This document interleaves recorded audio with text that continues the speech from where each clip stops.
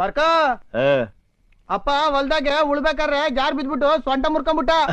ನಮ್ಮೂರ್ ಆಸ್ಪತ್ರೆಗೆ ಅವನ್ನ 3ನೇ ಹಾಸ್ಗೆಲಿ ಮಲ್ಗ್ಸಿವ್ನಿ. 3ನೇ ಹಾಸ್ಗೆ ಅವ್ವ ಅಪ್ಪನ್ಗೆ ಬಿಸಿನೀರ್ ಇಡ್ಬೇಕಾದ್ರೆ ಸೀರೆಗೆ ಬೆಂಕಿ ತಗ್ಲಿ ಹತ್ರ ಮುಕ್ಕಾಲ್ ಭಾಗ ಸುಟ್ಟೋಗ್ಬಿಟ್ಟಾಳೆ. ಅವಳುವೆ 4ನೇ ಹಾಸ್ಗೆಲಿ ಮಲ್ಗ್ಸಿವ್ನಿ.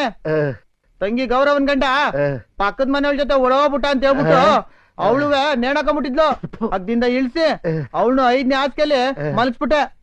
ಆಮ್ಯಾಕೆ ನಿಲ್ಲಿಸ ಸಾಕು. ಯಾಕಣ್ಣ ಆಗ್ಲೇ ಏನು ಬೊಗಳ್ದಲ್ಲ ಅಕ್ಕಯ್ಯ, ನಾವು ಸುಖವಾಗಿ ಸಂತೋಷವಾಗಿ ನೆಮ್ಮದಿ ಆಗಿದೀವಿ ಅಂತ ಅದ್ನ ಹೊಡೆದಾಕ್ಬಿಡ್ತೀನಿ. ಮುಂದ್ ಕೇಳು. ಇರ್ಲಿ ಬಿಡೋಣ. ಮುಂದ್ ಕೇಳೋ ಬೇವರ್ಸಿ.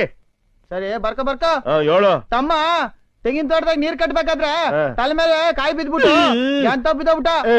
ಅವನ್ಗೆ 18 ಹೊಲಿಗೆ ಹಾಕ್ಬಿಟ್ಟು ಆಲ್ರೆಡಿ ಬೆಡ್ಗೆ ಅಡ್ಮಿಟ್ ಮಾಡ್ಬಿಟ್ಟಿವ್ನಿ. ಹೌದ್ ಕಣ, ನಿಂಗೆ ಗೊತ್ತಾಯ್ತು? ಮಹಾಭಾರತದ ಕಥಿದ್ದಂಗ ಅಲ್ವೇನ್ಲ ನಿಮ್ ಫ್ಯಾಮಿಲಿ ಮ್ಯಾಟ್ರು ಅಂದ್ರೆ ಶುರುವಾಗೋದು ಒಂದೇ.